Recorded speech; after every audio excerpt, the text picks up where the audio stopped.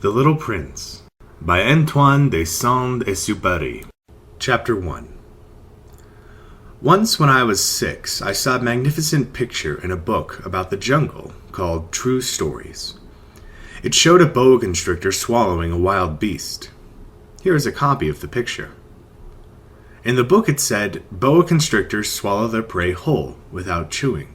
Afterwards, they are no longer able to move, and they sleep during the 6 months of their digestion. In those days, I thought a lot about jungle adventures, and eventually managed to make my first drawing, using a colored pencil. My drawing number 1 looked like this. I showed the grown-ups my masterpiece, and I asked them if my drawing scared them. They answered, "Why be scared of a hat?" My drawing was not a picture of a hat. It was a picture of a boa constrictor digesting an elephant. Then I drew the inside of a boa constrictor, so the grown-ups could understand. They always need explanations. My drawing number 2 looked like this. The grown-ups advised me to put away my drawings of boa constrictors outside or inside, and apply myself instead to geography, history, arithmetic, and grammar. That is why I abandoned, at the age of 6, a magnificent career as an artist. I had been discouraged by the failure of my drawing number 1 and of my drawing number 2. Grown-ups never understand anything by themselves, and it is exhausting for children to have to provide explanations over and over again. So then I had to choose another career, and I learned to pilot airplanes. I've flown almost everywhere in the world, and, as a matter of fact, geography has been a big help to me. I could tell China from Arizona at first glance, which is very useful if you get lost during the night.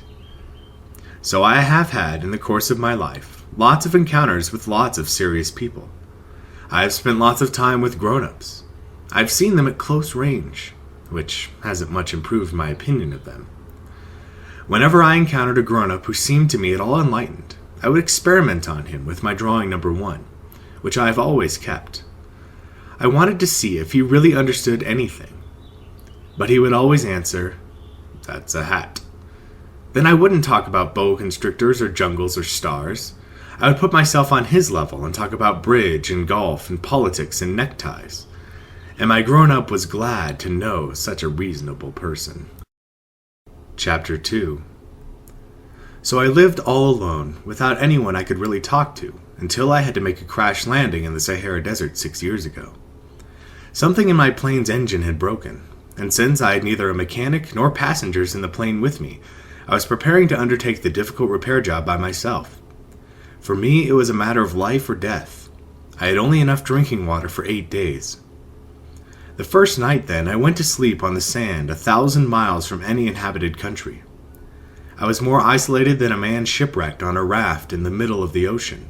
So you can imagine my surprise when I was awakened at daybreak by a funny little voice, saying, "Please, please draw me a sheep." What? Draw me a sheep. I leapt up as if I had been struck by lightning. I rubbed my eyes hard. I stared. And I saw an extraordinary little fellow staring back at me very seriously. Here is the best portrait I managed to make of him later on. But of course my drawing is much less attractive than my model. This is not my fault. My career as a painter was discouraged at the age of 6 by grown-ups, and I had never learned to draw anything except boa constrictors, outside and inside. So I stared wide-eyed at this apparition. Don't forget that I was 1,000 miles from any inhabited territory. Yet this little fellow seemed to be neither lost, nor dying of exhaustion, hunger, or thirst. Nor did he seem scared of death. There was nothing in his appearance that suggested a child lost in the middle of a desert 1,000 miles from any inhabited territory. When I finally managed to speak, I asked him, "But what are you doing here?" And then he repeated, very slowly and very seriously, "Please, draw me a sheep." In the face of an overpowering mystery, you don't dare disobey. Absurd as it seemed, 1,000 miles from all inhabited regions and in the danger of death, I took a scrap of paper and pen out of my pocket. But then I remembered that I had mostly studied geography, history, arithmetic, and grammar, and I told the little fellow, rather crossly, that I didn't know how to draw. He replied, "That doesn't matter. Draw me a sheep." Since I had never drawn a sheep, I made him one of the only 2 drawings I knew how to make, the one of the boa constrictor from the outside. And I was astounded to hear the little fellow answer, "No, no, I don't want an elephant inside a boa constrictor. A boa constrictor is very dangerous, and an elephant would get in the way. Where I live, everything is very small. I need a sheep. Draw me a sheep." So then I made a drawing. He looked at it carefully, and then said, "No, this one is already quite sick. Make another." I made another drawing. My friend gave me a kind, indulgent smile. "You can see for yourself that's not a sheep. It's a ram. It has horns." So I made my 3rd drawing, but it was rejected, like the others. "This one's too old. I want a sheep that will live a long time." So then, impatiently, since I was in a hurry to start work on my engine, I scribbled this drawing and added, "This is just the crate. The sheep you want is inside." But I was amazed to see my young critic's face light up. "That's just the kind I wanted! Do you think this sheep will need a lot of grass?" "Why?" "Because where I live, everything is very small." There's sure to be enough. I've given you a very small sheep." He bent over the drawing. "Not so small as that. Look, he's gone to sleep." And that's how I made the acquaintance of the little prince. Chapter 3. It took me a long time to understand where he came from. The little prince, who asked me so many questions, never seemed to hear the ones I asked him. It was things he said quite at random that bit by bit explained everything. For instance, when he first caught sight of my airplane — I won't draw my airplane, that would be much too complicated for me — he asked, "What's that thing over there?" "It's not a thing, it flies. It's an airplane. My airplane." And I was proud to tell him that I could fly. Then he exclaimed, "What? You fell out of the sky?" "Yeah," I said modestly. "Oh, that's funny." And the little prince broke into a lovely peal of laughter, which annoyed me a good deal. I like my misfortunes to be taken seriously. Then he added, "So you fell out of the sky too? What planet are you from?" That was when I had the first clue to the mystery of his presence, and I questioned him sharply. "Do you come from another planet?" But he made no answer. He shook his head a little, still staring at my airplane. "Of course, that couldn't have brought you from very far." And he fell into a reverie that lasted a long while. Then, taking my sheep out of his pocket, he plunged into contemplation of his treasure. You can imagine how intrigued I was by his hint about other planets. I tried to learn more. "Where do you come from, little fellow? Where is this where I live of yours? Where will you be taking my sheep?" After a thoughtful silence, he answered, "The good thing about the crate you've given me is that he can use it for a house when it's dark." "Of course. And if you're good, I'll give you a rope to tie him up during the day, and a stake to tie him to." This proposition seemed to shock the little prince. "Tie him up? What a funny idea." "But if you don't tie him up, he'll wander off somewhere and get lost." My friend burst out laughing again. "Where could he go?" "Anywhere. Straight ahead." Then the little prince remarked quite seriously, "Even if he did, everything's so small where I live." And he added, perhaps a little sadly, "Straight ahead, you can't go very far." Chapter 4. That was how I learned the second most important thing, which was that the planet he came from was hardly bigger than a house. That couldn't surprise me much. I knew very well that except for the huge planets like Earth, Jupiter, Mars, and Venus, which have been given names, there are hundreds of others that are sometimes so small that it's very difficult to see them through a telescope. When an astronomer discovers one of them, he gives it a number instead of a name. For instance, he would call it Asteroid 325. I have very serious reasons to believe that the planet the little prince came from is asteroid B612.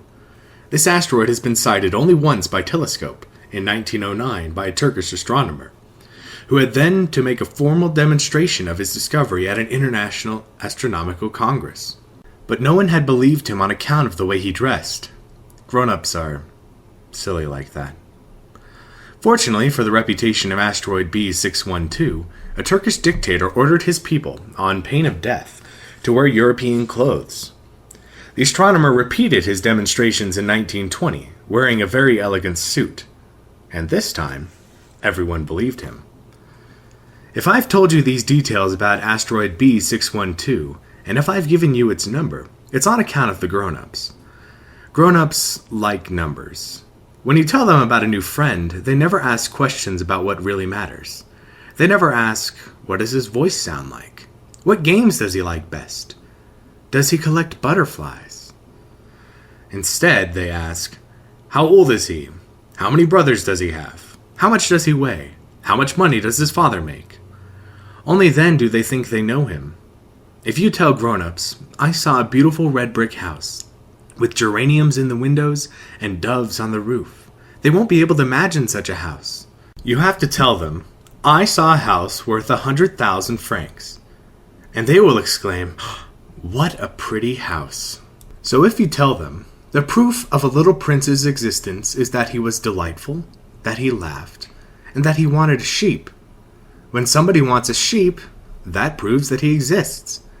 They shrug their shoulders and treat you like a child. But if you tell them, the planet he came from is asteroid B612, then they'll be convinced, and they won't bother you with their questions. That's the way they are. You must not hold it against them. Children should be very understanding of grown-ups. But, of course, those of us who understand life couldn't care less about numbers. I should have liked to begin the story like a fairy tale. I should have liked to say, once upon a time, there was a little prince who lived on a planet hardly any bigger than he was, and who needed a friend. For those who understand life, that would sound much truer. The fact is, I don't want my book to be taken lightly. Telling these memories is so painful for me. It's already been 6 years since my friend went away, taking his sheep with him. If I try to describe him here, it's so I won't forget him. It's sad to forget a friend. Not everyone has a friend. And I might become like the grown-ups who are no longer interested in anything but numbers. Which is still another reason why I bought a box of paints and some pencils. It's hard to go back to drawing at my age, when you've never made any attempts since the one of the boa from inside, and the one of a boa from outside at the age of 6. I'll certainly try to make my portraits as true to life as possible, but I'm not entirely sure of succeeding. One drawing works, and the next no longer bears any resemblance. And I'm a little off on his height, too. In this one, the prince is too tall, and here he's too short, and I'm uncertain about the color of his suit. So I grope in one direction and another as best I can. In the end, I'm sure to get certain more important details all wrong. But here you'll have to forgive me. My friend never explained anything. Perhaps he thought I was like himself. But I, unfortunately, cannot see a sheep through the sides of a crate. I may be a little like the grown-ups. I must have grown old. Chapter 5. Every day I'd learn something about the little prince's planet, about his departure, about his journey. It would come quite gradually, in the course of his remarks. This is how I learned on the 3rd day about the drama of the baobabs. This time, too, I had the sheep to thank, for suddenly the little prince asked me a question, as if overcome by a grave doubt. Isn't it true that sheep eat bushes? Yes, that's right. Ah, I'm glad. I didn't understand why it was so important that the sheep should eat bushes, but the little prince added, and therefore they eat baobabs too. I pointed out to the little prince that baobabs are not bushes, but trees as tall as churches, and that even if he took a whole herd of elephants back to his planet, that herd couldn't finish off a single baobab. The idea of a herd of elephants made this little prince laugh. We'd have to pile them on top of one another, but he observed perceptively, before they grow big, baobabs start out by being very small. True enough, but why do you want your sheep to eat little baobabs? He answered. Oh, come on, you know, as if we were talking about something quite obvious. And I was forced to make a great mental effort to understand this problem all by myself. And in fact, on the Little Prince's planet, there were, as on all planets, good plants and bad plants. The good plants come from good seeds, and the bad plants from bad seeds. But the seeds are invisible. They sleep in the secrecy of the ground until one of them decides to wake up. Then it stretches and begins to sprout, quite timidly at first, a charming, harmless little twig reaching towards the sun. If it's a radish seed or a rosebush seed, you can let it sprout all it likes. But if it's the seed of a bad plant, you must pull up the plant right away, as soon as you recognize it. As it happens, there were terrible seeds on the Little Prince's planet. Baobab seeds. The planet's soil was infested with them. Now, if you attend to a baobab too late, you can never get rid of it again. It overgrows the whole planet. Its roots pierce right through. And if the planet is too small, and if there are too many baobabs, they'll make it burst into pieces. "It's a question of discipline," the Little Prince told me later on. "When you've finished washing and dressing each morning, you must tend to your planet. You must be sure you pull up the baobabs regularly, as soon as you can tell them apart from the rose bushes, which they closely resemble when they're very young. It's very tedious work, but very easy." And one day he advised me to do my best to make a beautiful drawing, for the edification of the children where I live. "If they travel some day," he told me, "it could be useful to them. Sometimes there's no harm in postponing your work until later, but with baobabs, it's always a catastrophe. I knew one planet that was inhabited by a lazy man. He had neglected 3 bushes. So, following the Little Prince's instructions, I have drawn that planet. I don't much like assuming the tone of a moralist, but the dangers of baobabs is so little recognized, and the risks run by anyone who might get lost on an asteroid are so considerable, that for once I am making an exception to my habitual reserve. I say, children, watch out for baobabs. It's to warn my friends of a danger of which they, like myself, have long been unaware, that I work so hard on this drawing. The lesson I am teaching is worth the trouble. You may be asking, why are there no other drawings in this book as big as the drawing of the baobabs? There's a simple answer. I tried, but I couldn't manage it. When I drew the baobabs, I was inspired by a sense of urgency. Chapter 6. Oh, Little Prince. Gradually, this was how I came to understand your sad little life. For a long time, your only entertainment was the pleasure of sunsets. I learned this new detail on the morning of the 4th day, when you told me, "I really like sunsets. Let's go look at one now." But we have to wait. "What for?" "For the sun to set." At first you seemed quite surprised, and then you laughed at yourself, and you said to me, "I think I'm still at home."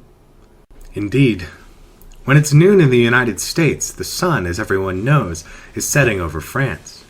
If you could fly to France in 1 minute, you could watch the sunset. Unfortunately, France is much too far, but on your tiny planet, all you had to do was move your chair a few feet, and you could watch the twilight whenever you wanted to. "One day I saw the sun set 44 times. And a little later you added, "You know, when you're feeling very sad, sunsets are wonderful." On the day of the 44 times, were you feeling very sad? But the Little Prince didn't answer. Chapter 7. On the 5th day, thanks again to the sheep, another secret of the Little Prince's life was revealed to me. Abruptly, with no preamble, he asked me, as if it were the fruit of a problem long pondered in silence, "If a sheep eats bushes, does it eat flowers too?" "A sheep eats whatever it can find." Even flowers that have thorns?" "Yes, even flowers that have thorns." "Then what good are the thorns?" I didn't know. At that moment I was very busy trying to unscrew a bolt that was jammed in my engine. I was quite worried, for my plane crash was beginning to seem extremely serious, and the lack of drinking water made me fear for the worst. "What good are thorns?" The Little Prince never let go of a question once he had asked it. I was annoyed by my jammed bolt, and I answered without thinking. "Thorns are no good for anything. They're They're just a flower's way of being mean." "Oh." But after a silence, he lashed out at me with a sort of bitterness. I don't believe you. Flowers are weak. They're naive. They reassure themselves whatever way they can. They believe their thorns make them frightening." I made no answer. At that moment I was thinking, if this bolt stays jammed, I'll knock it off with the hammer. Again the little prince disturbed my reflections. "Then you think flowers—" "No, not at all. I don't think anything. I just said whatever came into my head. I'm busy here with something serious." He stared at me, astounded. "Something serious?" He saw me holding my hammer, my fingers black with grease, bending over an object he regarded as very ugly. "You talk like the grown-ups." That made me a little ashamed, but he added mercilessly, "You confuse everything. You've got it all mixed up." He was really very annoyed. He tossed his golden curls in the wind. "I know a planet inhabited by a red-faced gentleman. He's never smelled a flower. He's never looked at a star. He's never loved anyone. He's never done anything except add up numbers.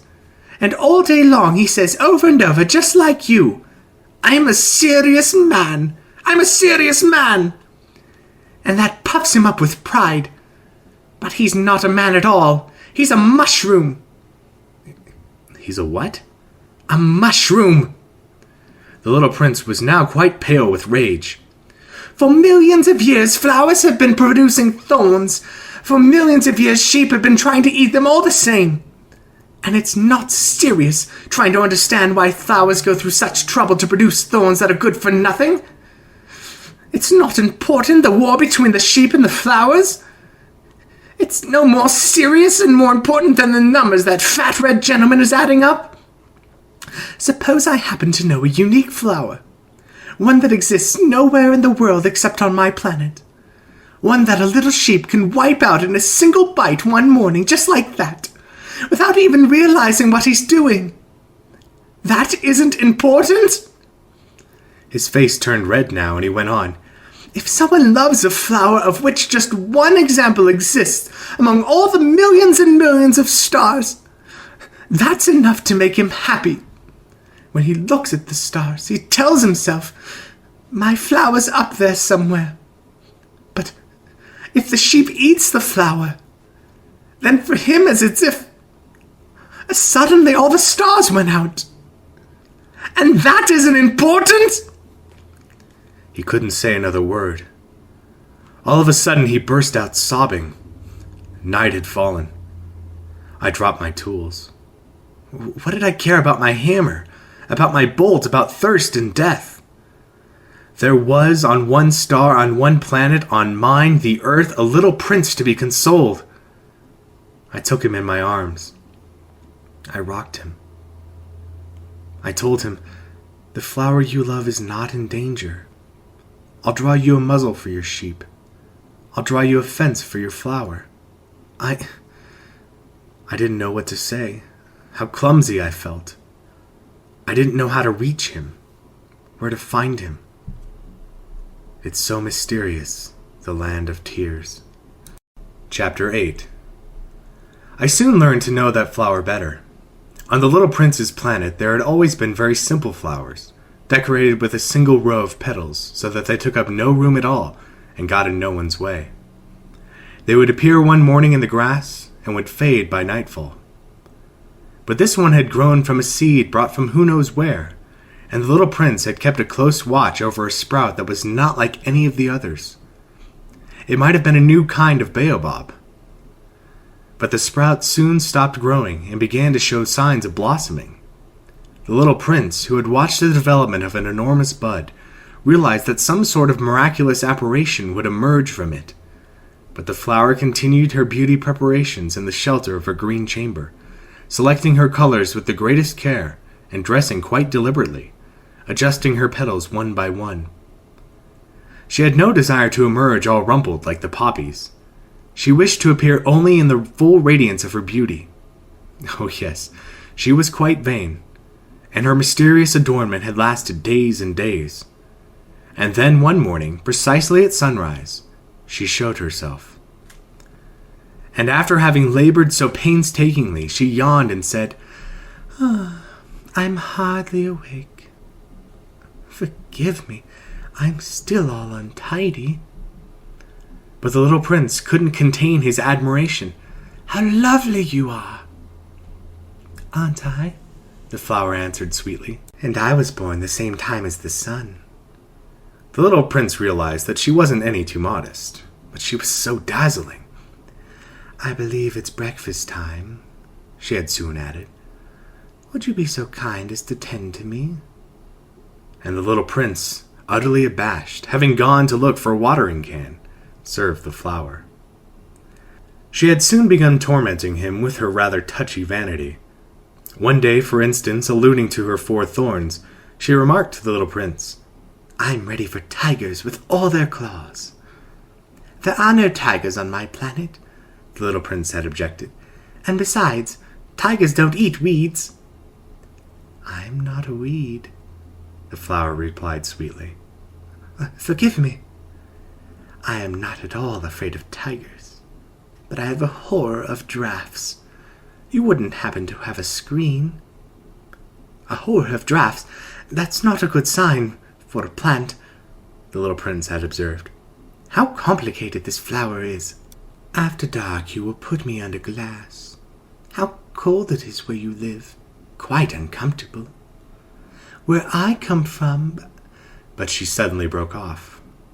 She had come here as a seed. She couldn't have known anything of other worlds.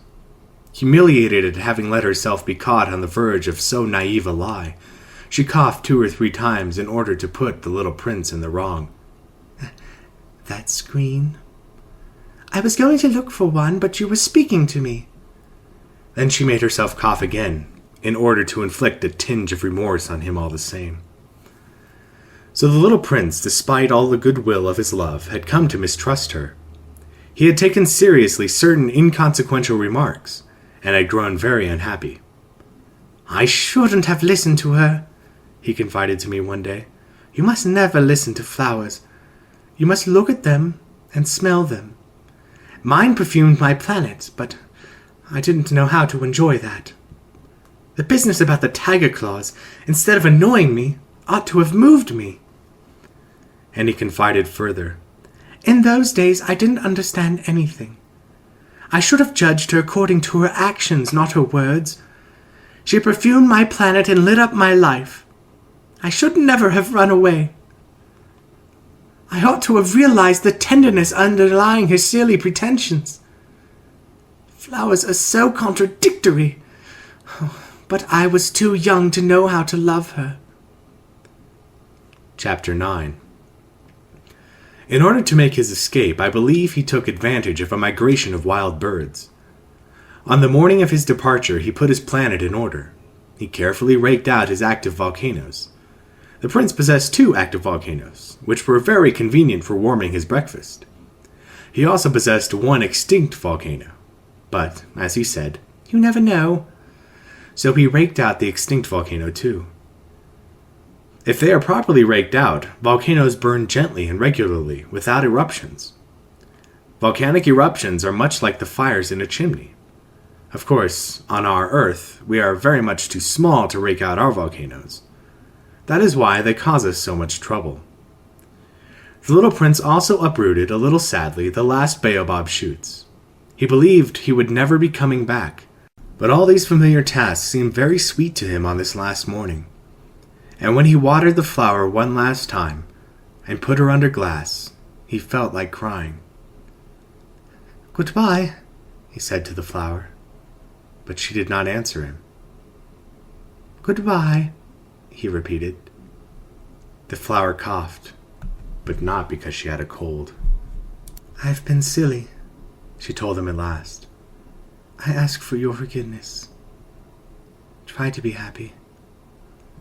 He was surprised that there were no reproaches. He stood there quite bewildered, holding the glass bell in midair. He failed to understand this calm sweetness. Of course I love you, the flower told him. It was my fault that you never knew. It doesn't matter. But you were just as silly as I was. try to be happy. Put that glass thing down. I don't want it anymore. But the wind, my cold isn't that bad. The night air will do me good. I'm a flower. But the animals! I need to put up with 2 or 3 caterpillars if I want to get to know the butterflies. Apparently, they're very beautiful. Otherwise, who will visit me? You'll be far away. As for the big animals, I'm not afraid of them. I have my own claws. And she naively showed her 4 thorns. Then she added, Don't hang around like this. It's irritating. You made up your mind to leave. Now go. For she didn't want him to see her crying. She was such a proud flower.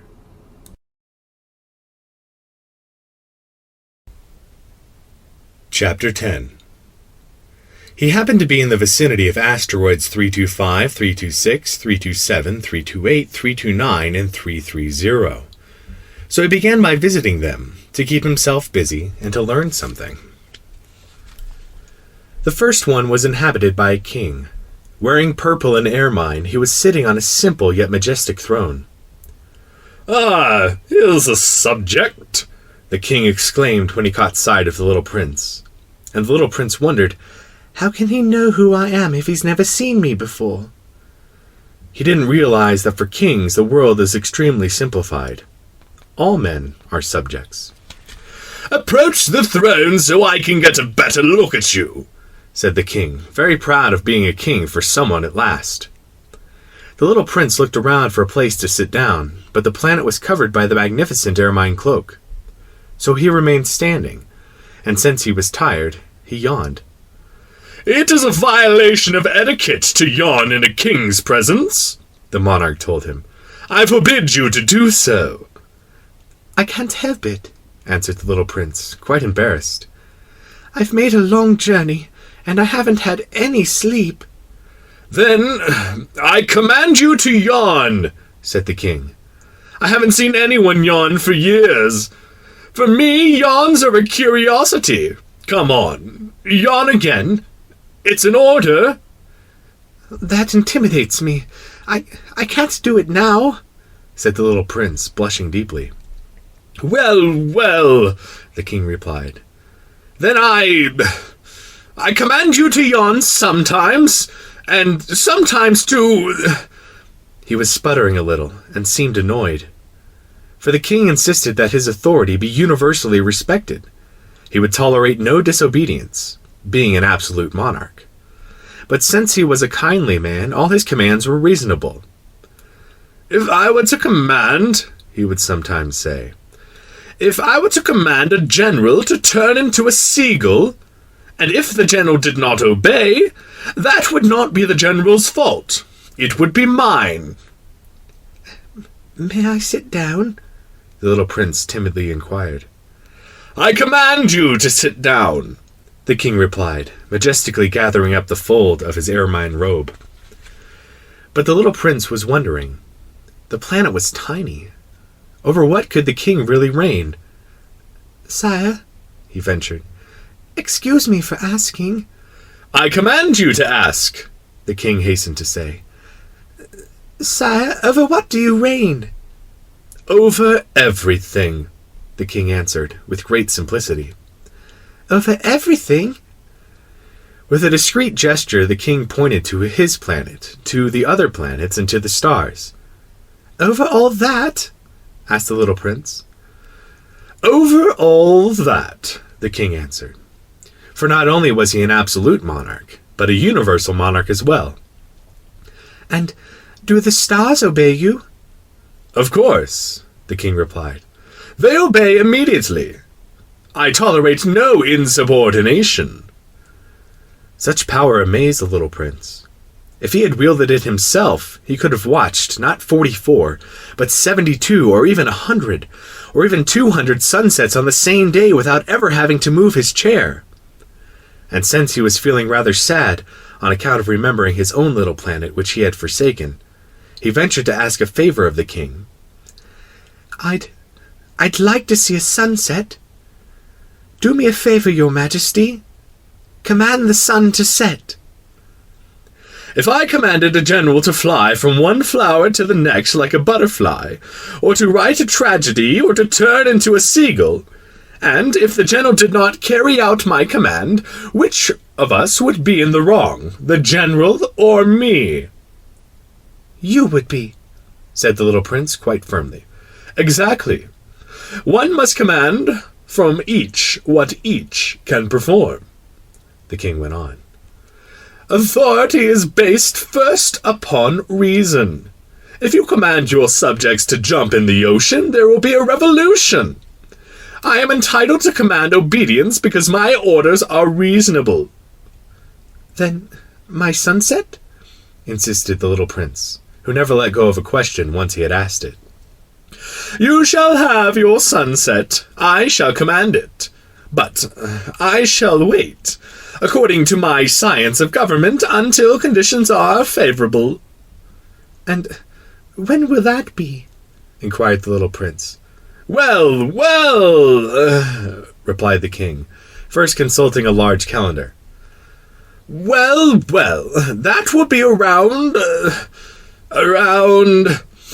that will be tonight around 7:40, and you'll see how well I am obeyed." The little prince yawned. He was regretting his lost sunset.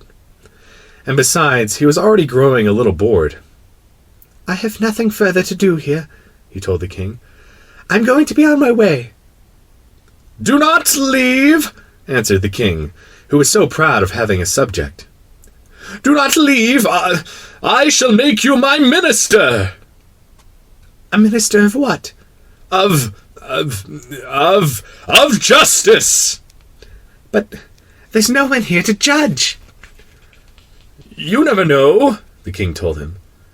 "I have not yet explored the whole of my realm. I am very old. I have no room for a carriage, and it wearies me to walk." "Oh, but I've already seen for myself," said the little prince, leaning forward to glance one more time at the other side of the planet. There's no one over there either."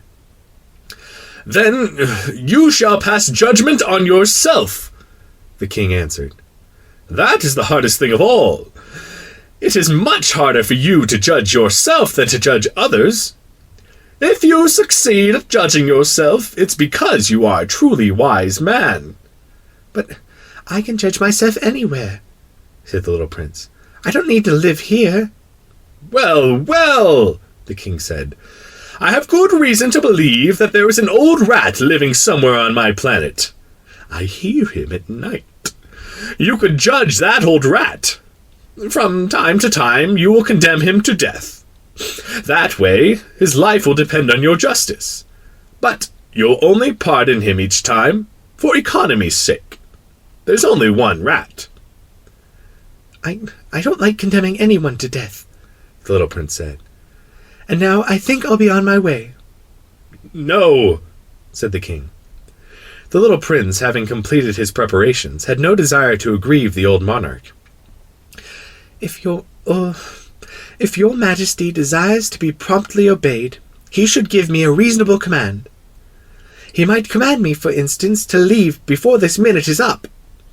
It seems to me that conditions are favorable." The king having made no answer, the little prince hesitated at first, and then, with a sigh, took his leave. I make you my ambassador!" the king hastily shouted after him. He had a great air of authority. "Grown-ups are so strange," the little prince said to himself as he went on his way. Chapter 11. The second planet was inhabited by a very vain man.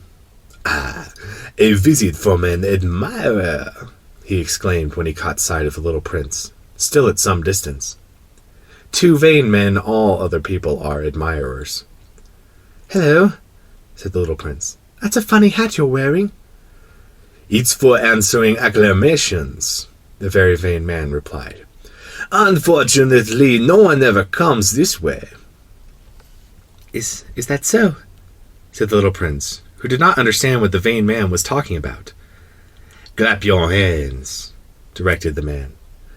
The little prince clapped his hands, and the vain man tipped his hat in modest acknowledgment. "This is more entertaining than the visit with the king," the little prince said to himself, and he continued clapping. The very vain man continued tipping his hat in acknowledgment. After 5 minutes of this exercise, the little prince tired of the game's monotony. And what would make the hat fall off?" he asked. But the vain man did not hear him. Vain men never hear anything but praise. "Do you really admire me a great deal?" he asked the little prince. What does it mean, admire?" "To admire means to acknowledge that I am the handsomest, the best dressed, the richest, and the most intelligent man on the planet." "But you're the only man on your planet." "Do me this favor. Admire me all the same." I admire you," said the little prince, with a little shrug of his shoulders. "But what is there about my admiration that interests you so much?" And the little prince went on his way. Grown-ups are certainly very strange," he said to himself as he continued his journey. Chapter 12. The next planet was inhabited by a drunkard. This visit was a very brief one, but it plunged the little prince into a deep depression. "What are you doing there?" he asked the drunkard, whom he found in silence before a collection of empty bottles and a collection of full ones. "Drinking," replied the drunkard, with a gloomy expression. "Why are you drinking?" the little prince asked. "To forget," replied the drunkard. "To forget what?" inquired the little prince, who was already feeling sorry for him. "To forget that I'm ashamed," confessed the drunkard, hanging his head. What are you ashamed of?" inquired the little prince, who wanted to help. "Of drinking," concluded the drunkard, withdrawing to silence for good. And the little prince went on his way, puzzled. "Grown-ups are certainly very, very strange," he said to himself as he continued on his journey. Chapter 13. The fourth planet belonged to a businessman. This person was so busy that he didn't even raise his head when the little prince arrived. "Hello," said the little prince. "Your cigarette's gone out." 3 and 2 make 5, 5 and 7, 12, 12 and 3, 15, hello, 15 and 7, 22, 22 and 6, 28, 2, time to light it again, 26 and 5, 31, phew, that amounts to 501,622,731. 500 million what? Oh, you're still there? 501 million, I don't remember, I have so much work to do, I'm a serious man, I can't be bothered with trifles, 2 and 5, 7. 501 million what? Repeated the little prince, who had never in his life let go of a question once he had asked it. The businessman raised his head. For the 54 years I've inhabited this planet, I've been interrupted only 3 times. The first time was 22 years ago, and I was interrupted by a beetle that had fallen onto my desk from God knows where. It made a terrible noise, and I made 4 mistakes in my calculations. The second time was 11 years ago, when I was interrupted by a fit of rheumatism. I don't get enough exercise. I haven't had time to take strolls. I'm a serious person. The third time is right now. Where was I? 501 million? Million what? The businessman realized that he had no hope of being left in peace. Oh, of those little things you sometimes see in the sky. Flies? No, those little shiny things. Bees? No, those little golden things that make lazy people daydream. Now, I'm a serious person. I have no time for daydreaming. Ah, you mean the stars? Yes, that's it, stars. And what do you do with 500 million stars? 501,622,731. I'm a serious person, and I'm accurate. And what do you do with those stars? What do I do with them? Yes. Nothing. I own them. You own the stars? Yes. But I've already seen a king who... Kings don't own. They reign over. It's quite different. And what good does owning the stars do you? It does me the good of being rich. And what good does it do you to be rich? It lets me buy other stars if somebody discovers them. The little prince said to himself, "This man argues a little like my drunkard." Nevertheless, he asked more questions. "How can someone own the stars?" "To whom do they belong?" retorted the businessman grumpily. "I don't know. To nobody." "Then they belong to me, because I thought of it first." "And that's all it takes?" "Of course. When you find a diamond that belongs to nobody in particular, then it's yours. When you find an island that belongs to nobody in particular, it's yours. When you're the first person to have an idea, you patent it, and then it's yours. Now, I own the stars, since no one before me thought of ever owning them." That's true enough," the little prince said. "And what do you do with them?" "I manage them. I count them and then count them again," the businessman said. "It's difficult work, but I'm a serious person." The little prince was still not satisfied. "If I own a scarf, I can tie it around my neck and take it away. If I own a flower, I can pick it and take it away. But you can't pick the stars." "No, but I can put them in the bank." "What does that mean?" "That means that I can write the number of my stars on a slip of paper, and then I lock the slip of paper in a drawer." "And that's all?" "Well, that's enough." "How amusing," thought the little prince. "And even poetic, but not very serious." The little prince had very different ideas about serious things from those of the grown-ups. "I own a flower myself," he continued, "which I water every day. I own 3 volcanoes, which I rake out every week. I even rake out the extinct one. You never know. So it's of some use to my volcanoes, and it's useful to my flower that I own them. But you're not very useful to the stars." The businessman opened his mouth, but found nothing to say in reply, and the little prince went on his way. "Grown-ups are certainly quite extraordinary," was all he could say to himself as he continued on his journey. Chapter 14. The 5th planet was very strange. It was the smallest of all. There was just enough room for a street lamp and a lamplighter. The little prince couldn't quite understand what use a street lamp and a lamplighter could be up there in the sky, on a planet without any people and not even a single house. However, he said to himself, "It's quite possible that this man is absurd. But he's less absurd than the king, the very vain man, the businessman, and the drunkard. At least his work has some meaning. When he lights his lamp, it's as if he's bringing one more star to life, or one more flower. When he puts out his lamp, that sends the flower or the star to sleep, which is a fine occupation, and therefore truly useful."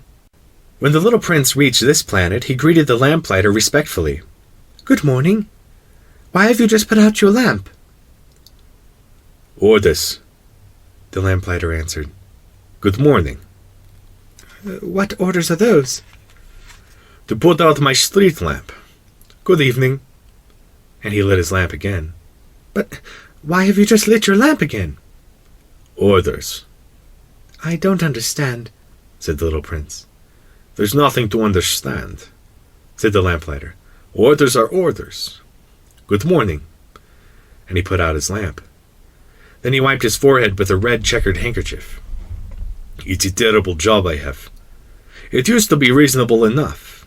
I put the lamp out in the morning and lit it after dark. I had the rest of the day for my own affairs, and the rest of the night for sleeping." "And since then orders have changed?" "Orders haven't changed," the lamplighter said. "That's just the trouble. Year by year the planet is turning faster and faster, and the orders haven't changed." Which means? "Which means that now that the planet revolves once a minute, I don't have an instant's rest. I light my lamp and turn it out once every minute."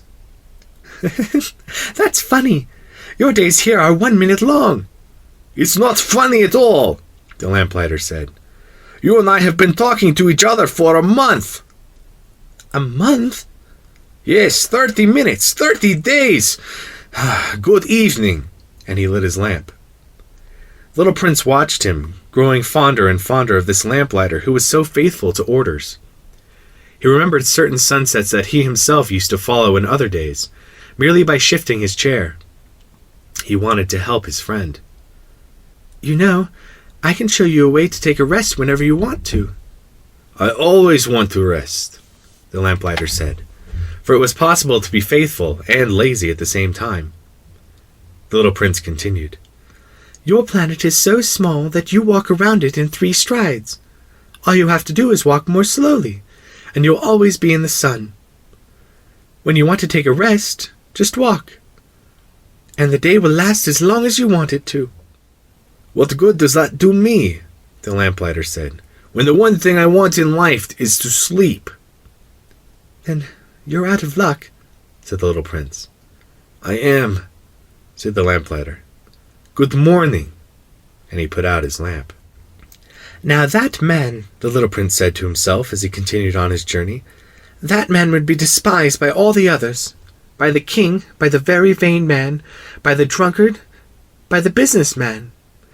Yet he's the only one who doesn't strike me as ridiculous. Perhaps it's because he's thinking of something besides himself. He heaved a sigh of regret and said to himself again, That man is the only one I might have made as my friend. But his planet is really too small. There's not room for 2. What the little prince dared not admit was that he most regretted leaving that planet because it was blessed with 1,440 sunsets every 24 hours. Chapter 15. The 6th planet was 10 times bigger than the last. It was inhabited by an old gentleman who wrote enormous books.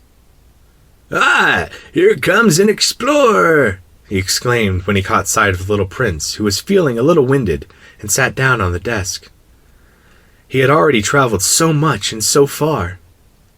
"Where do you come from?" the old gentleman asked him. What's that big book?" asked the little prince. "What do you do with it?"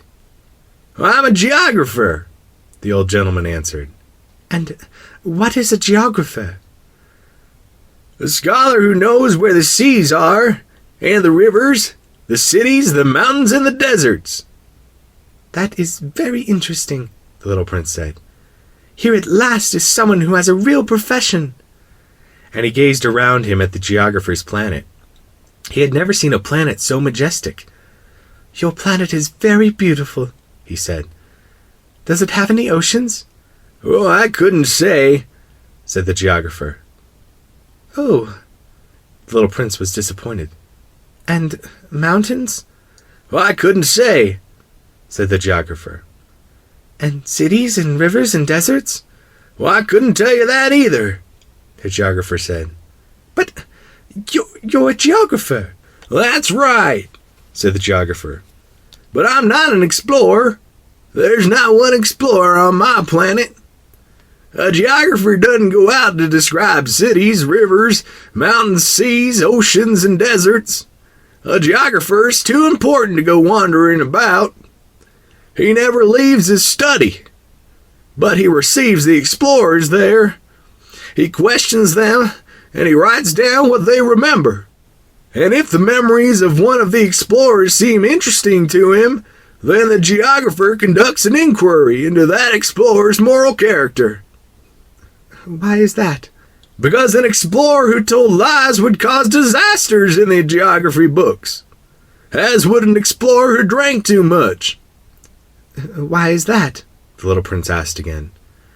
"'Cause drunkards see double, and the geographer would write down 2 mountains when there's only one." "I know someone," said the little prince, "who would be a bad explorer." "Possibly. Well, when the explorer's moral character seems to be a good one, an investigation is made into his discovery." "By going to see it?" "No, that would be too complicated. But the explorer is required to furnish proofs.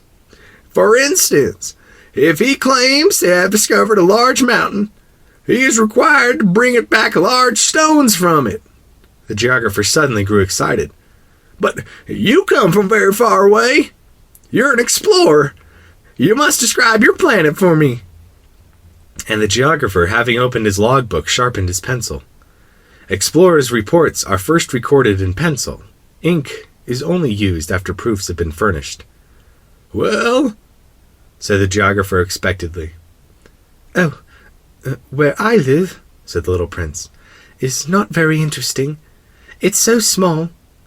I have 3 volcanoes, 2 active and 1 extinct, but you never know." "You never know," said the geographer. "I also have a flower."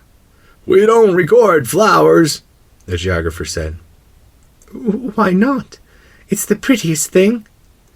"'Cause flowers are ephemeral." What does ephemeral mean?"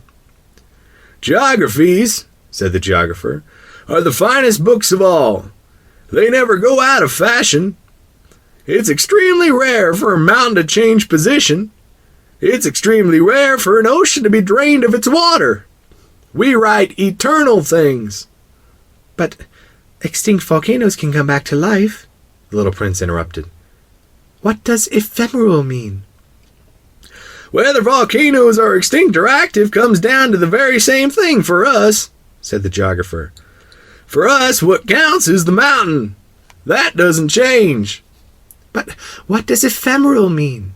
repeated the little prince, who had never in all his life let go of a question once he had asked it. "It means which is threatened by imminent disappearance." Is my flower threatened by imminent disappearance?" "Of course." "My flower is ephemeral," the little prince said to himself, "and she has only 4 thorns with which to defend herself against the world. And I have left her all alone where I live." That was his first impulse of regret. But he plucked up his courage again.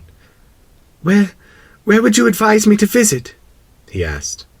"The planet Earth," the geographer answered. "It has a good reputation." And the little prince went on his way, thinking about his flower. Chapter 16. The 7th planet, then, was the Earth. The Earth is not just another planet. It contains 111 kings, including, of course, the African kings, 7,000 geographers, 900,000 businessmen, 7.5 million drunkards, 311 million vain men, in other words, about 2 billion grown-ups. To give you a notion of the Earth's dimensions, I can tell you that before the invention of electricity, it was necessary to maintain, over the whole of 6 continents, a veritable army of 462,511 lamplighters. Seen from some distance, this made a splendid effect. The movements of this army were ordered like those of a ballet. First came the turn of the lamplighters of New Zealand and Australia. Then these, having lit their street lamps, would go home to sleep. Next it would be the turn of the lamplighters in China and Siberia, and they would perform their steps in the lamplighters' ballet, and then they too would vanish into the wings. Then came the turn of the lamplighters in Russia and India, then those of Africa and Europe, then those of South America and of North America. And they never missed their cues for their appearance on stage. It was awe-inspiring. Only the lamplighter of the single street lamp in the North Pole and his colleague of the single street lamp at the South Pole led carefree, idle lives. They worked twice a year. Chapter 17. Trying to be witty leads to lying, more or less. What I just told you about the lamplighters isn't completely true, and I risk giving a false idea of our planet to those who don't know it. Men occupy very little space on Earth. If the 2 billion inhabitants of the globe were to stand close together, as they might for some big public event, they would easily fit into a city block that was 20 miles long and 20 miles wide. You could crowd all of humanity onto the smallest Pacific islet. Grown-ups, of course, won't believe you. They're convinced they take up much more room. They consider themselves as important as the baobabs. So you should advise them to make their own calculations. They love numbers, and they'll enjoy it. But don't waste your time on this extra task. It's unnecessary. Trust me. So once he reached Earth, the little prince was quite surprised not to see anyone. He was beginning to fear that he had come to the wrong planet, when a moon-colored loop uncoiled on the sand. "Good evening," the little prince said, just in case. "Good evening," said the snake. What planet have I landed on?" asked the little prince. On the planet Earth, in Africa, the snake replied. Ah, and are there no people on Earth? It's the desert here. There are no people in the desert. Earth is very big, said the snake. The little prince sat down on a rock and looked up in the sky. I wonder, he said, if the stars are lit up so that each of us can find his own someday. Look at my planet. It's just overhead, but so far away. It's lovely, the snake said. What have you come to Earth for? I'm having difficulties with the flower, the little prince said. Ah, said the snake, and they were both silent. Where are the people? The little prince finally resumed the conversation. It's a little lonely in the desert.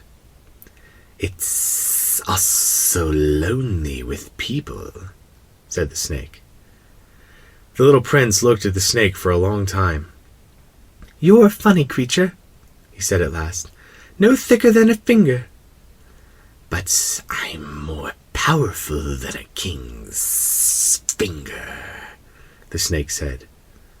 The little prince smiled. You're not very powerful. You don't even have feet. You couldn't travel very far. I can take you further than a ship, the snake said. He coiled around the little prince's ankle like a golden bracelet. Anyone I touch, I send back to the land from which he came, the snake went on. But you're innocent, and you come from a star. The little prince made no reply. I feel sorry for you, being so weak on this granite earth, said the snake. I can help you someday, if you grow too homesick for your planet. I can... Oh, I understand just what you mean, said the little prince. But why do you always speak in riddles? I solve them all, said the snake. And they were both silent. Chapter 18. The little prince crossed the desert and encountered only one flower, a flower with 3 petals, a flower of no consequence. Good morning, said the little prince. Good morning, said the flower. Where are the people? The little prince inquired politely. The flower had one day seen a caravan passing. People? There are 6 or 7 of them, I believe, in existence. I caught sight of them years ago. But you never know where to find them. The wind blows them away. They have no roots, which hampers them a good deal. Goodbye, said the little prince. Goodbye, said the flower. Chapter 19. The little prince climbed a high mountain. The only mountains he had ever known were the 3 volcanoes, which came up to his knee. And he used the extinct volcano as a footstool. From a mountain as high as this one, he said to himself, I'll get a view of the whole planet and all the people on it. But he saw nothing but rocky peaks as sharp as needles. Hello, he said, just in case. Hello, hello, hello, the echo answered. Who are you? asked the little prince. Who are you? The echo answered. Let's be friends. I'm lonely, he said. I'm lonely, I'm lonely, I'm lonely, the echo answered. What a peculiar planet, he thought. It's all dry and sharp and hard, and people here have no imagination. They repeat whatever you say to them. Where I live, I had a flower. She always spoke first. Chapter 20. But it so happened that the little prince, having walked a long time through sand and rocks and snow, finally discovered a road. And all roads go to where there are people. Good morning, he said. It was a blossoming rose garden. Good morning, said the roses. The little prince gazed at them. All of them looked like his flower. Who are you? He asked, astounded. We're roses, the roses said. Oh, said the little prince, and he felt very unhappy. His flower had told him she was the only one of her kind in the whole universe. And here there were 5,000 of them, all just alike, in just one garden. She would be very annoyed, he said to himself, if she saw this. She would certainly cough terribly and pretend to be dying to avoid being laughed at. And I'd have to pretend to be nursing her. Otherwise she'd really let herself die in order to humiliate me. And then he said to himself, I thought I was rich because I had just one flower, and all I own is an ordinary rose. That and my 3 volcanoes, which come up to my knee, one of which may be permanently extinct. It doesn't make me much of a prince. And he lay down in the grass and wept. Chapter 21. It was then that the fox appeared. "Good morning," said the fox. Good morning, the little prince answered politely, though when he turned around he saw nothing. "I'm here," the voice said, "under the apple tree." Who are you? The little prince asked. You're very pretty. "I'm a fox," the fox said. Come and play with me, the little prince proposed. I'm feeling so sad. "I can't play with you," the fox said. "I'm not tamed." Excuse me, said the little prince. But upon reflection he added, What does tamed mean? "You're not from around here," the fox said. "What are you looking for?" I'm looking for people, said the little prince. What does tamed mean? "People," said the fox, "have guns and they hunt. It's quite troublesome. And they also raise chickens. That's the only interesting thing about them. Are you looking for chickens?" No, said the little prince. I'm looking for friends. What does tamed mean? It's something that's been too often neglected. It means to create ties. To create ties? That's right, the fox said. For me, you're only a little boy, just like 100,000 other little boys, and I have no need of you. And you have no need of me either. For you, I'm only a fox like 100,000 other foxes. But if you tame me, we'll need each other. You'll be the only boy in the world for me. I'll be the only fox in the world for you. I'm beginning to understand, the little prince said. There's a flower. I think she's tamed me. Possibly, the fox said. On Earth one sees all kinds of things.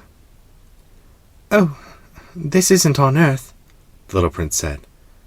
The fox seemed quite intrigued. On another planet? Yes. Are there hunters on that planet? No.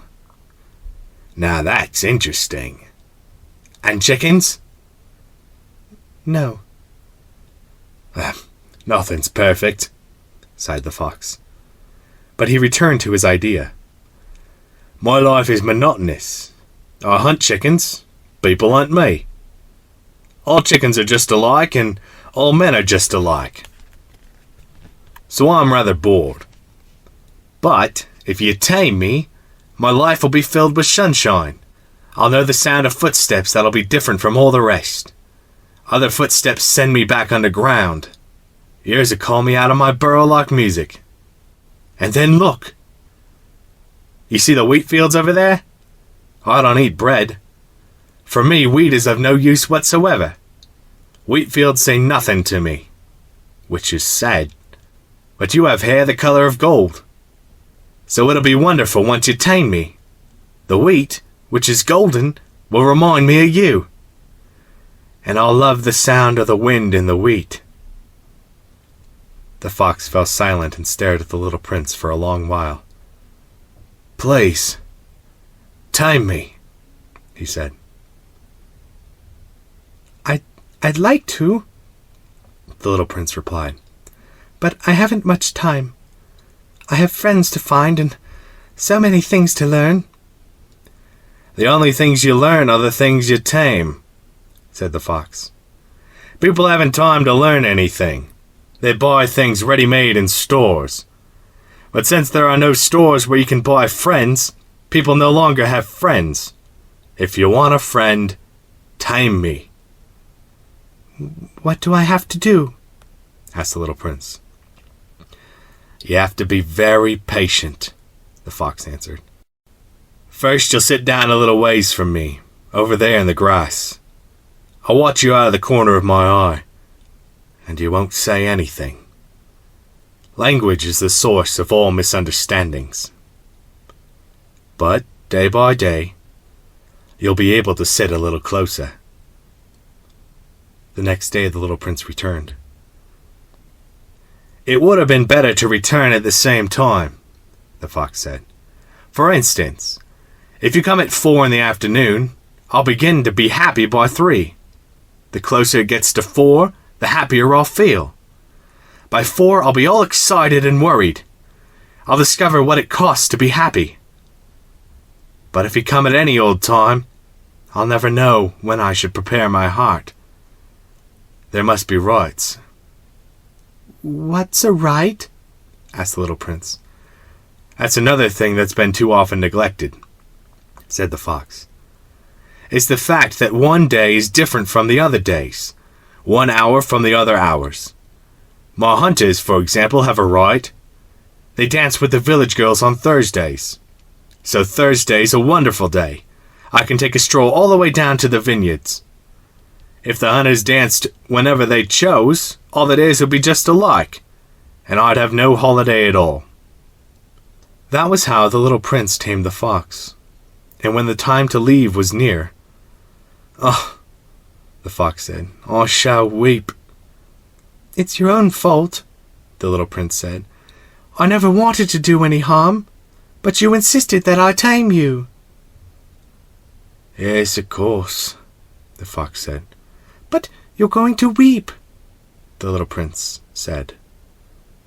"Yes, of course," the fox said. Then you get nothing out of it?" "I'll get something, because of the color of the wheat." Then he added, "Go look at the roses again. You'll understand that yours is the only rose in all the world. Then come back to say goodbye, and I'll make you the gift of a secret." The little prince went to look at the roses again. "You're not at all like my rose. You're nothing at all yet," he told them. "No one has tamed you, and you haven't tamed anyone. You're the way my fox was. He was just a fox like 100,000 others. But I've made him my friend, and now he's the only fox in all the world." And the roses were humbled. "You're lovely, but you're empty," he went on. "One couldn't die for you. Of course, an ordinary passerby would think my rose looked just like you. But my rose, all on her own, is more important than all of you together, since she's the one I watered, since she's the one I put under glass, since she's the one I sheltered behind a screen, since she's the one for whom I killed the caterpillars, except the 2 or 3 for butterflies, since she's the one I listened to when she complained, or when she boasted, or even sometimes when she said nothing at all, since she's my rose." And he went back to the fox. "Goodbye," he said. "Goodbye," said the fox. "And here's my secret. It's quite simple. One sees clearly only with the heart. Anything essential is invisible to the eyes. Anything essential is invisible to the eyes, the little prince repeated in order to remember. It's the time that you spend on your rose that makes your rose so important. It's the time I spent on my rose, the little prince repeated in order to remember. People have forgotten this truth, the fox said, but you mustn't forget it. You must become responsible forever for what you have tamed. You're responsible for your rose. I'm responsible for my rose, the little prince repeated in order to remember. Chapter 22. "Good morning," said the little prince. "Good morning," said the railway switchman. "What is it that you do here?" asked the little prince. "Well, I sort the travelers into bundles of 1,000, the switchman said. "I dispatch the trains that carry them, sometimes to the right, sometimes to the left." And a brightly lit express train, roaring like thunder, shook the switchman's cabin. What a hurry they're in," said the little prince. "What are they looking for?" "Not even the engineer on the locomotive knows," the switchman said. And another brightly lit express train thundered by in the opposite direction. "Are they coming back already?" asked the little prince. "Well, that's not the same ones. It's an exchange." "They weren't satisfied where they were?" "Well, no one's ever satisfied where he is." And a third brightly lit express train thundered past. "Are they chasing the first travelers?" "They're not chasing anything. They're sleeping in there, or else they're yawning, or the children are pressing their noses against the window panes." "Only the children know what they're looking for. They spend their time on a rag doll, and it becomes very important. And if it's taken away from them, they cry." "They're lucky," the switchman said. Chapter 23. "Good morning." "Good morning," said the sales clerk. This was a sales clerk who sold pills invented to quench thirst. Swallow one a week and you no longer feel any need to drink. "Why do you sell these pills?" "They save so much time," the sales clerk said. "Experts have calculated that you can save 53 minutes a week." "And what do you do with those 53 minutes?" Whatever you like." "If I had 53 minutes to spend as I like," the little prince said to himself, "I'd walk very slowly towards a water fountain." Chapter 24. It was now the 8th day since my crash landing in the desert, and I'd listened to the story about the sales clerk as I was drinking the last drop of my water supply. "Ah," I said to the little prince, "your memories are very pleasant, but I haven't yet repaired my plane. I have nothing left to drink, and I, too, would be glad to walk very slowly toward a water fountain." "My friend the fox told me—" "Little fellow, this has nothing to do with the fox." "Why?" "Because we're going to die of thirst." The little prince didn't follow my reasoning, and answered me, "It's good to have a friend, even if you're going to die. Myself, I'm very glad to have had a fox for a friend." "He doesn't realize the danger," I said to myself. "He's never hungry or thirsty. A little sunlight is enough for him." But the little prince looked at me and answered my thought. "I'm thirsty, too. Let's find a well."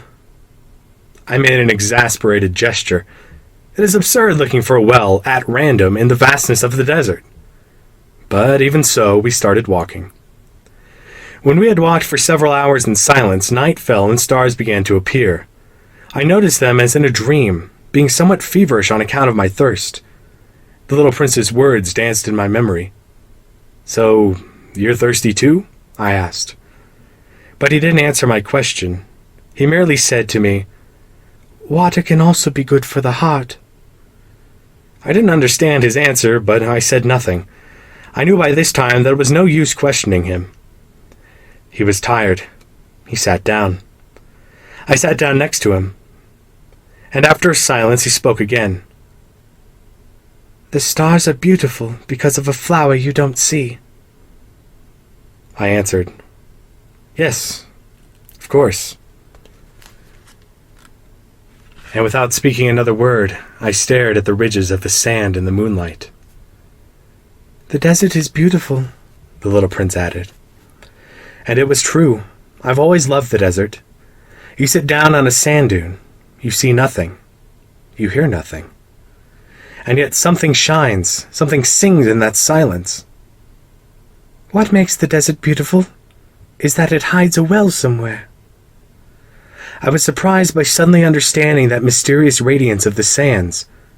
When I was a little boy, I lived in an old house, and there was a legend that a treasure was buried in it somewhere. Of course, no one had ever been able to find the treasure. Perhaps no one even searched. But it cast a spell over that house. But it cast a spell over that whole house. My house hid a secret in the depths of its heart. "Yes," I said to the little prince. "Whether it's a house or the stars or the desert, what makes them beautiful is invisible." "I'm glad you agree with my fox." As the little prince was falling asleep, I picked him up in my arms and started walking again. I was moved. It was as if I was carrying a fragile treasure. It actually seemed to me that there was nothing more fragile on earth. By the light of the moon, I gazed at that pale forehead, those closed eyes, and those locks of hair trembling in the wind, and I said to myself, "What I'm looking at is only a shell. What's most important is invisible." As his lips parted in a half-smile, I said to myself again, "What moves me so deeply about this sleeping little prince is his loyalty to a flower. The image of a rose shining within him, like the flame within a lamp, even when he's asleep." And I realized he was even more fragile than I had thought. Lamps must be protected. A gust of wind can blow them out. And walking on like that, I found the well at daybreak. Chapter 25.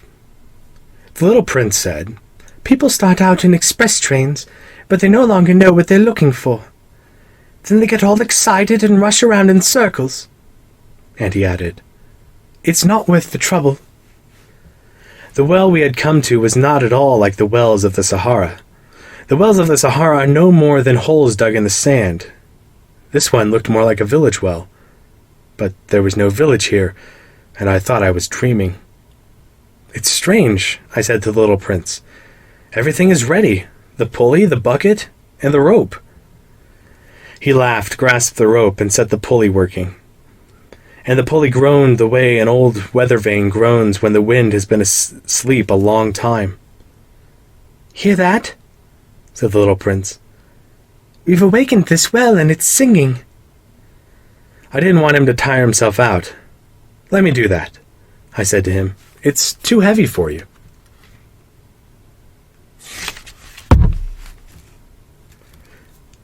Slowly I hoisted the bucket to the edge of the well. I set it down with great care. The song of the pulley continued in my ears, and I saw the sun glisten on the still trembling water. "I'm thirsty for that water. Let me drink some." And I understood what he had been looking for. I raised the bucket to his lips. He drank, eyes closed. It was as sweet as a feast. That water was more than merely a drink. It was born out of our walk beneath the stars, of the song of the pulley, of the effort of my arms. It did the heart good, like a present. When I was a little boy, the Christmas tree lights, the music of midnight mass, the tenderness of people's smiles made up, in the same way, the whole radiance of the Christmas present I received. "People where you live grow 5,000 roses in one garden, yet they don't find what they're looking for." "They don't find it," I answered. "And yet what they're looking for could be found in a single rose, or a little water." "Of course," I answered. And the little prince added, "But eyes are blind. You have to look with the heart." I had drunk the water. I could breathe easy now. The sand at daybreak is honey-colored. And that color is making me happy, too. Why then did I also feel so sad? "You must keep your promise," said the little prince, sitting up again beside me. "What promise?" "You know, a muzzle for my sheep. I'm responsible for this flower." I took my drawings out of my pocket. The little prince glanced at them and laughed as he said, "Your baobabs look more like cabbages." Oh! I had been so proud of the baobabs. "Your fox, his ears look more like horns, and they're too long." And he laughed again. "You're being unfair, my little prince. I never knew how to draw anything but boas from the inside and boas from the outside." "Oh, that'll be all right. Children understand." So then I drew a muzzle, and with a heavy heart I handed it to him. "You've made plans I don't know about." But he didn't answer. He said, "You know, my fall to Earth, tomorrow will be the first anniversary." And then, after a silence, he continued, "I landed very near here." And he blushed. And once again, without understanding why, I felt a strange grief. However, a question occurred to me. Then, it wasn't by accident that on the morning I met you 8 days ago, you were walking that way, all alone, 1,000 miles from any inhabited region? Were you returning to the place where you fell to earth? The little prince blushed again. And I added, hesitantly, "Perhaps on account of the anniversary?" The little prince blushed once more.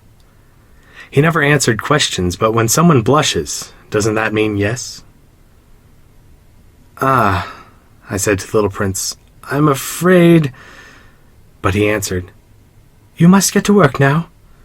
You must get back to your engine. I'll wait here. Come back tomorrow night." But I wasn't yet reassured. I remembered the fox. You risk tears if you let yourself get tamed.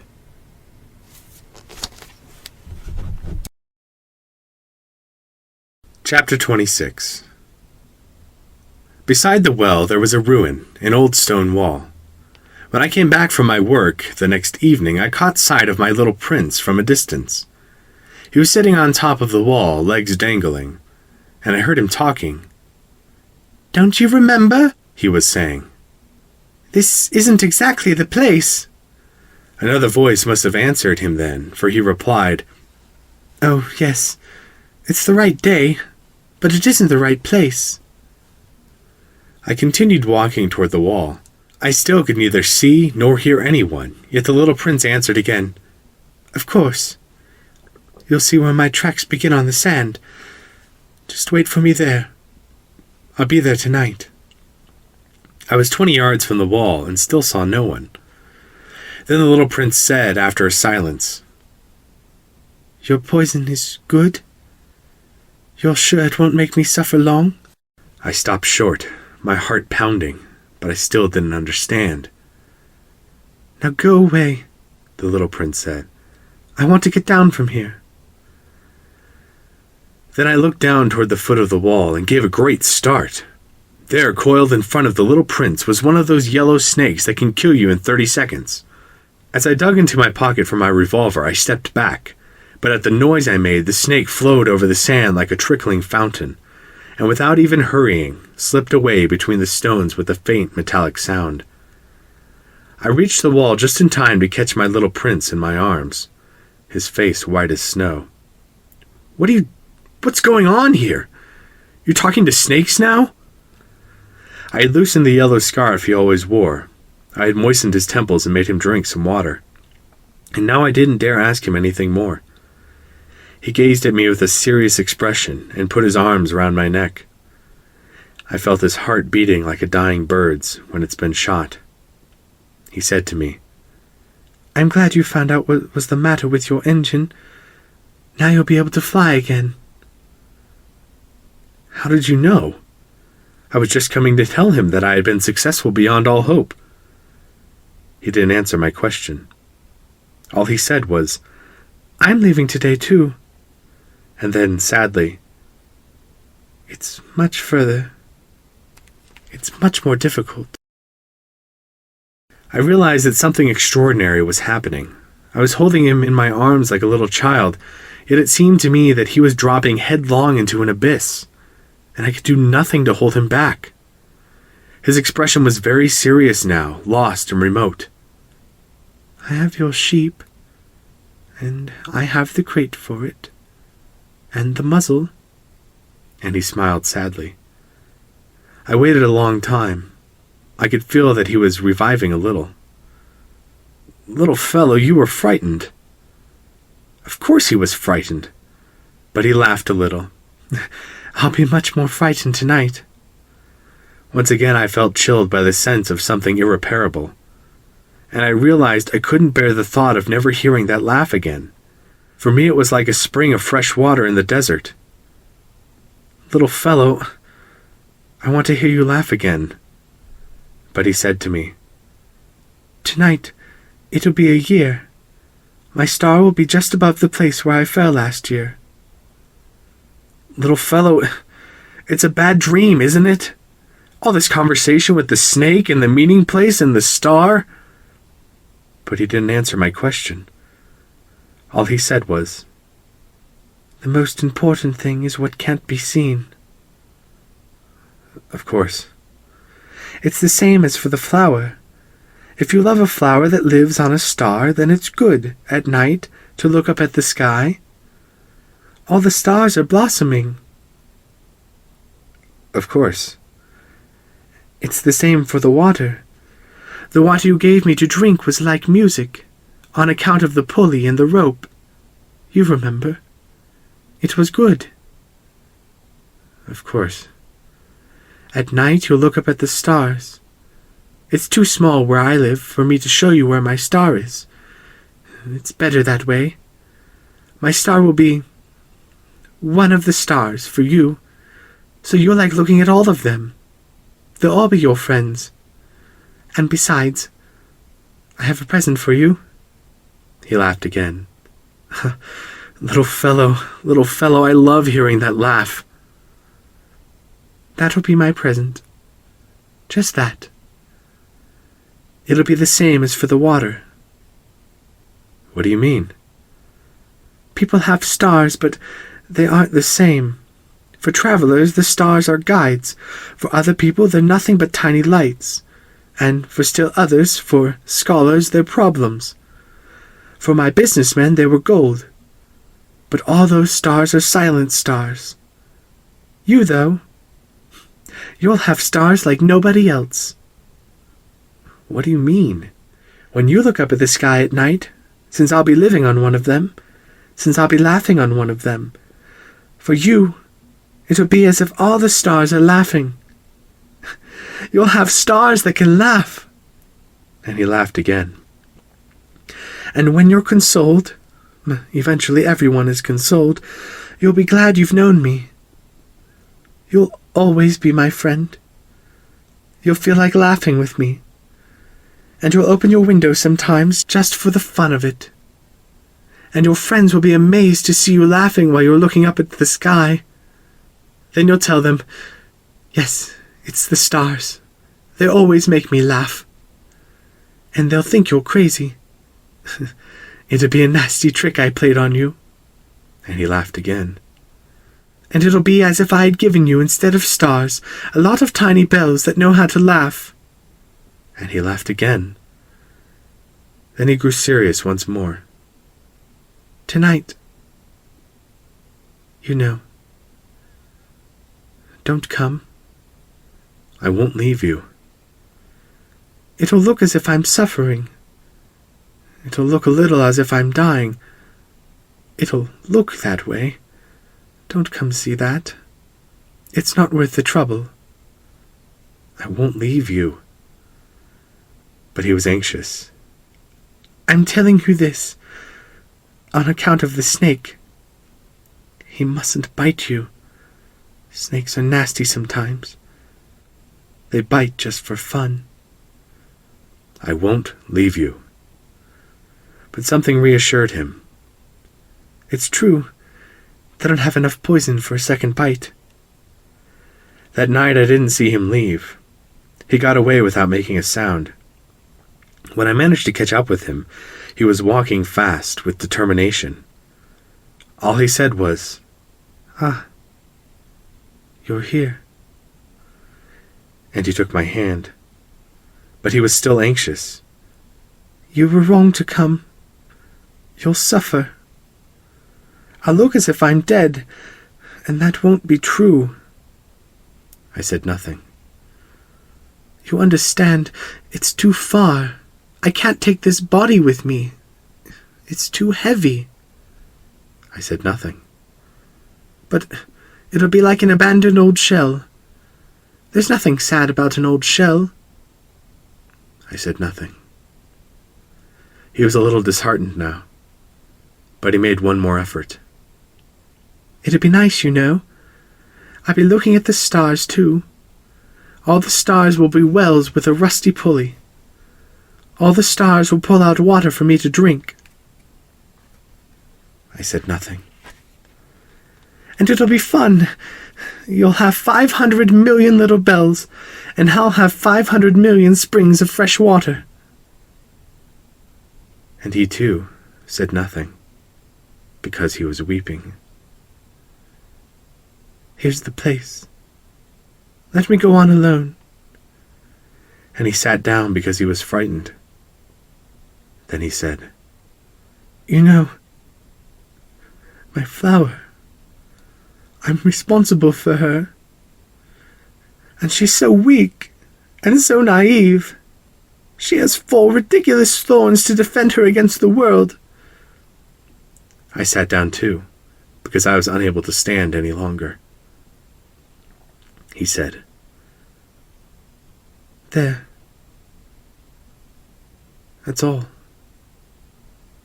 He hesitated a little longer, then he stood up. He took a step. I couldn't move. There was nothing but a yellow flash close to his ankle. He remained motionless for an instant. He didn't cry out.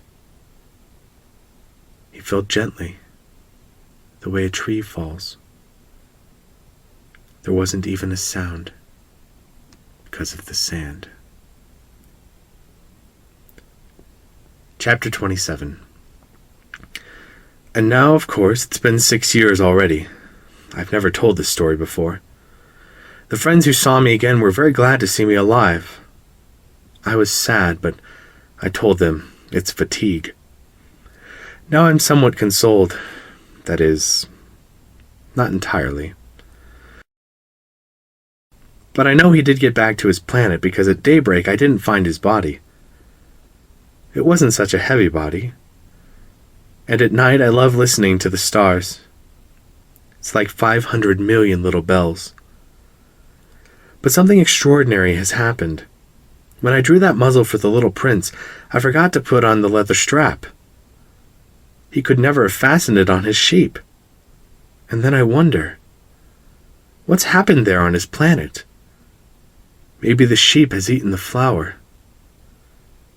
Sometimes I tell myself, of course not. The little prince puts his flower under glass, and he keeps close watch over his sheep. And then I'm happy. And all the stars laugh sweetly. Sometimes I tell myself, anyone might be distracted once in a while, and that's all it takes.